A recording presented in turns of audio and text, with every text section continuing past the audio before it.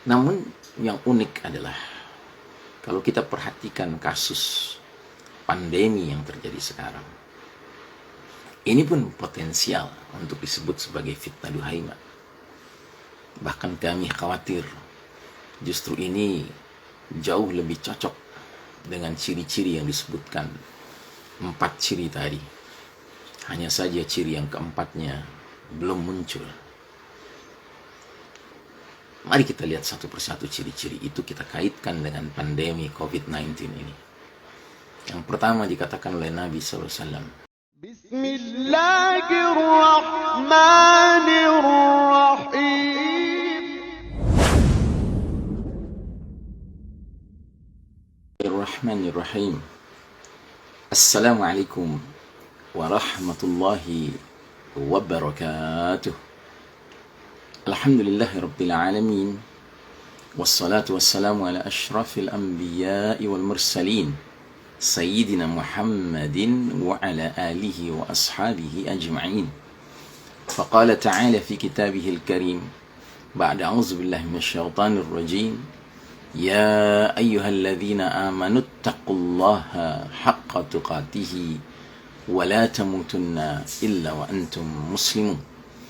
وقال تعالى في آية أخرى وإذا قرأت القرآن جعلنا بينك وبين الذين لا يؤمنون بالآخرة حجابا مستورا. أما بعد, jamaah rahimakumullah, alhamdulillah kita jumpa kembali hari ini, hari Senin, tanggal 19 bulan April. Ya, kita masih berada di awal Ramadan, pekan pertama Ramadan, dan kita teruskan bahasan kita tentang rangkaian fitnah yang mewarnai perjalanan sejarah umat Islam. Ya, kita membahas tentang sebuah hadis yang cukup panjang, di mana Nabi Muhammad SAW mengatakan bahwa fitnah ahlas mewarnai di awal perjalanan sejarah umat ini, sebuah fitnah yang menyangkut harbun wa harbun. Harb artinya melarikan diri, harbun artinya peperangan. Sesudah itu muncul fitnah sara, fitnah kesenangan, yang berkaitan erat dengan munculnya seorang laki-laki dari keturunan Nabi SAW, Ahlul Bait, yang mengklaim dirinya sebagai bahagian dari pelanjut misi risalah Ahlul Bait, padahal dia sama sekali bukan bahagian dari Nabi SAW. Sebab kata Nabi, wali-waliku hanyalah orang-orang yang bertakwa. Dan masih dalam rangkaian fitnah as-sara tadi, manusia kemudian berdamai mengangkat seorang laki-laki sebagai pemimpin mereka, seperti pangkal paha yang menempel di atas tulang rusuk, yang artinya dia tidak kokoh kepemimpinannya. Nah, kita sekarang membahas yang terakhir, thumma fitnat duhaima. Kemudian datanglah fitnah ad-duhaima. Ad-duhaima itu artinya gelap pekat, ya, yang mana dikatakan oleh Nabi mempunyai beberapa ciri. La tada'u ahadan min hadhil ummati illa latamathu latmatan. Satu. Yang kedua, fa idza qila qadat tamadat. Dua. Yang ketiga, yusbihu ar-rajulu mu'minan, yusbihu ar-rajulu fiha mu'minan wa yumsi kafiran. Tiga. Lalu yang keempat, hatta yasiran nasu ila fustataini, fustati imanin la nifaqa fihi wa fustatu nifaqin la imana fihi. Lalu Nabi mengakhiri hadis ini dengan mengatakan, fa idza kana dzakum fantazirud dajjal min yaumihi aw min ghadihi. Artinya, kemudian datanglah fitnah duhaima, fitnah gelap pekat, yang tidak membiarkan seorang pun dari umat ini kecuali akan ditamparnya dengan tamparan yang keras. Itu ciri yang pertama. Ciri yang kedua, ketika orang-orang mengatakan fitnah telah selesai, ternyata fitnah itu masih berlangsung, masih saja terjadi. Yang ketiga, di waktu pagi seseorang dalam keadaan beriman, kemudian di waktu sore harinya ia telah menjadi kafir. Dan yang keempat, akhirnya manusia terbagi menjadi dua kemah, yaitu kemah iman tanpa kemunafikan sedikit pun, dan kemah munafik tanpa keimanan sedikit pun. Lalu Nabi menutup rangkaian hadis panjang ini dengan mengatakan, jika hal itu telah terjadi, maka tunggulah keluarnya Dajjal hari itu atau keesokan harinya. Ini hadis diriwayatkan oleh Imam Abu Daud, juga oleh Imam Ahmad dan Imam Al-Hakim, dan disahihkan oleh Imam Al-Hakim Al-Zahabi dan Al-Albani. Saudara sekalian rahimakumullah, di dalam kitab Syekh Al-Mubayyad, yaitu Al-Mawsu'atu fil Fitani wa Malahim wa Asyratu Sa'ah, ensiklopedia akhir zaman, beliau ketika membahas fitnah Ad-Duhaimah, beliau berhipotesa, berijtihad bahwa maknanya adalah war on terror, perang ya terhadap teror, yang mana memang ciri-cirinya cukup mirip dengan yang disebutkan di dalam ciri-ciri mengenai fitnah Duhaimah. Adapun Abu Fatihah dari Solo, beliau berhipotesa, berijtihad bahwa fitnah Duhaimah ini maknanya adalah faham ideologi demokrasi. Ini pun mirip dengan ciri-ciri yang disebutkan oleh fitnah Duhaimah. Namun yang unik adalah kalau kita perhatikan kasus pandemi yang terjadi sekarang, ini pun potensial untuk disebut sebagai fitnah Duhaimah. Bahkan kami khawatir justru ini jauh lebih cocok dengan ciri-ciri yang disebutkan, 4 ciri tadi.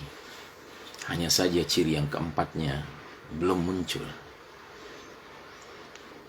Mari kita lihat satu persatu ciri-ciri itu, kita kaitkan dengan pandemi COVID-19 ini. Yang pertama dikatakan oleh Nabi SAW, bahwa fitnah Duhaimah ini akan menampar setiap orang dari umat ini, dari hadhil umat ini ya, dengan tamparan yang keras. Jadi tanpa kecuali setiap orang dari umat Muhammad SAW akan terkena tamparannya ya. Jadi bukan hanya kaum muslimin yang beriman, tetapi yang tidak beriman pun kena tamparannya, kena efek daripada pandemi ini. Dan memang kalau kita lihat di berbagai penjuru dunia yang terhimbas oleh efek daripada apa yang dikatakan oleh WHO sebagai pandemi, yaitu COVID-19 ini, terjadi di mana-mana, bukan hanya di negeri kaum muslimin, termasuk di negeri-negeri ya mayoritas kafir juga merasakan dampaknya, dampak lockdownnya, dampak diberlakukannya distancing, dampak negatif dari suntikan vaksin ya. Sehingga bermunculanlah dissenting opinion, pandangan-pandangan yang berbeda dan mengkritisi mainstream opinion tentang keharusan 3M, mengenakan masker, mencuci tangan, distancing, kemudian mandatory vaksin yang diharuskan. Ya, sudah mulai. Jadi tidak ada kecualinya. Berbeda dengan war on terror, yang terkena hanyalah mereka-mereka yang jelas kaum muslimin, karena yang diartikan sebagai musuh teroris itu adalah kaum muslimin saja. Begitu juga dengan demokrasi. Ya, demokrasi ini ada hal yang tidak terpenuhi, yaitu ciri kedua, Ciri kedua dikatakan oleh Nabi tadi, bila ada yang mengatakan fitnah telah berakhir, nyatanya dia terus terjadi, dia terus berlangsung. Nah, itu kita rasakan dalam konteks pandemi ini. Ketika di sebahagian tempat sudah dikatakan sudah berlalu, sudah tidak ada lagi, tiba-tiba diumumkanlah secara global adanya second wave, adanya gelombang kedua, adanya ancaman dari new strains ya, strain baru dari hasil mutasi virus ini. Jadi seperti nggak kunjung berakhir. Kemudian yang ketiga, pagi orang masih beriman, sore menjadi kafir. Nah, ini adalah bentuk-bentuk yang cukup mengkhawatirkan dari efek pandemi ini. Sebagai contoh misalnya, munculnya mereka-mereka yang merasa tenang-tenang saja terhadap aturan baru di dalam sholat berjamaah di masjid-masjid. Padahal sesungguhnya arahan Nabi SAW tentang masalah sholat ini sangat jelas dan tegas. Sallu kama ra'aitumuni usalli. Sholatlah kalian sebagaimana kalian melihat aku sholat. Namun sekarang dengan ringannya muncul fatwa-fatwa, ijtihad, diharuskannya distancing dalam sholat, diharuskannya mengenakan masker dalam sholat.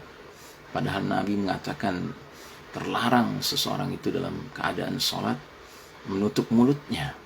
Jangankan laki-laki, wanita yang biasa pakai cadar pun tidak dibenarkan menutup mukanya saat sedang sholat, saat sedang tawaf. Begitu juga dengan persoalan distancing.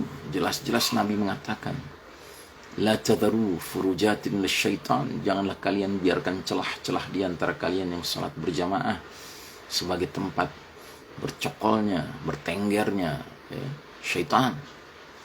Nah, sekarang malah masjid-masjid memasang tanda khusus tempatnya syaitan, yang di situ tidak boleh ada orang yang menggelar sejadahnya, harus dibiarkan kosong.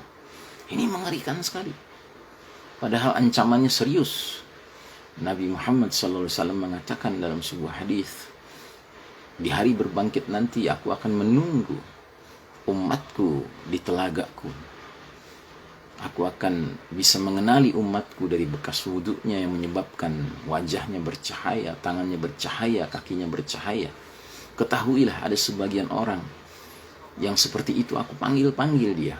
Halumma, mari, kemari. Akan dibagikan air telaga Nabi kepadanya. Namun dihalau oleh malaikat. Kemudian malaikat menjelaskan, sungguh mereka telah merubah ajaranmu setelahmu. Maka yang tadinya Nabi memanggil dengan penuh kasih sayang, justru Nabi katakan suhkan, menjauhlah. Nabi tidak mau dekat-dekat dengan mereka yang telah merubah ajarannya. Dan kita tahu ajaran Islam ini yang paling utama, pertama adalah akidah tauhid, dan yang kedua salat. As-salatu imaduddin, salat itu tiangnya agama. Nah, ketika salat sudah dirubah tata caranya, ya, kita khawatir mereka-mereka yang fine saja dengan aturan ini akan terkena hadis Nabi yang berbunyi, man ra'a minkum munkaran falyughayyir biyadihi. Barang siapa lihat kemungkaran, ubah dengan tangannya. Fa illam yastati fa bilisani, kalau enggak sanggup dengan lisannya. Fa illam yastati fa biqalbihi wa dzalika dha'aful iman, kalau enggak sanggup juga di dalam hatinya. Artinya hatinya harus menentang kemungkaran itu, tidak boleh dia ridho dengannya. Ya, sebab kata Nabi, menentang pun di dalam hati adalah selemah-lemahnya iman. Sehingga di hadis yang lain kata Nabi, kalau sampai di dalam hati saja tidak ada pengingkaran, maka tidak ada seberat biji sawi iman pun dalam diri orang itu. Berarti dia mengalami nawaqidul iman, pembatal keimanan. Paginya masih beriman, sorenya kafir. Begitu juga dengan perkara efek dari COVID ini. Diberlakukanlah, ya, diperlakukanlah jenazah orang yang terinfeksi COVID seolah seperti ya, lemper, dibungkus begitu saja, digulung begitu saja dengan plastik, ya. Tidak dikelola dengan tajhizul janaiz yang syar'i, dengan aturan pengelolaan jenazah yang semestinya. Ya. Kalau kita ridho saja dengan itu, kita tidak memandangnya sebagai kemungkaran, ya, maka boleh jadi itu termasuk salah satu tanda nawaqidul iman. Begitu juga dengan adanya aturan pandemi ini, ya, dengan alasan bisa menular, maka seorang kakek tidak bisa berjumpa dengan cucunya lagi, dengan anaknya, dengan menantunya secara face to face. Padahal ini adalah bentuk qati'atur rahim, pemutusan tali silaturahim. Kalau dia merasa fine-fine saja dengan itu, dikhawatirkan ini termasuk nawaqidul iman, pembatal keimanan. Ya. Majelis saudaraku rahimakumullah, poin 1, poin 2, poin 3 sudah terpenuhi ciri-cirinya, tinggal poin keempat saja. Kata Nabi, bila sudah seperti itu keadaannya, maka akan terbentuk dua kemah fustatain, kemah iman tanpa kemunafikan dan kemah munafik tanpa keimanan. Jadi akan terbelah dua umat ini. Ada mereka-mereka yang begitu tunduk kepada sistem yang berlaku, sistem kafir syirik yang berlaku, sistem dajjal ini, tunduk pada hukumnya, tunduk pada nilai-nilainya, tunduk pada protokolnya, ya. Mereka-mereka akan dikategorikan sebagai kaum munafik tanpa keimanan. Sementara mereka-mereka yang menentang, ya, nilai-nilainya, hukumnya, protokol dari sistem dajjal ini dan terus berpegang teguh kepada arahan Allah dan Rasulnya, mereka akan dikategorikan sebagai berada di atas kemah, di dalam kemah iman tanpa kemunafikan. Ini belum terjadi, dan boleh jadi dia hanya akan terjadi saat the certified leader, pemimpin yang disertifikasi oleh Nabi SAW, oleh Allah dan Rasulnya, yaitu Amirul Mukminin fi akhir zaman Al-Mahdi, telah hadir. Pada saat itu kemah kemunafikan tanpa keimanan, pemimpinnya jelas, yaitu pemimpin sistem Dajjal. Sedangkan kemah keimanan tanpa kemunafikan juga pemimpinnya jelas, yaitu Al-Mahdi.